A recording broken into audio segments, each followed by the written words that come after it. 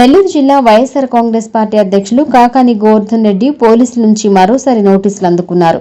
కోవూరు పోలీసులు నోటీసులు ఇచ్చినట్లు సమాచారం. కోవూరు మండల పరిధిలోని గుమ్మడిదిబ్బ ప్రాంతంలో ఓ బాలిక కుటుంబాన్ని వైసీపీ నేతలతో కలిసి కాకాని పరామర్శించిన సంగతి తెలిసిందే.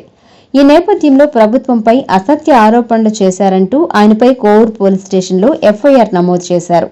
దీనిపై ఈ నెల 14వ తేదీన అనగా శనివారం ఉదయం 11 గంటలకు కోవూరు పోలీస్ స్టేషన్లో విచారణకు హాజరు కావాల్సిందిగా పోలీసులు నోటీసులు ఇచ్చారు.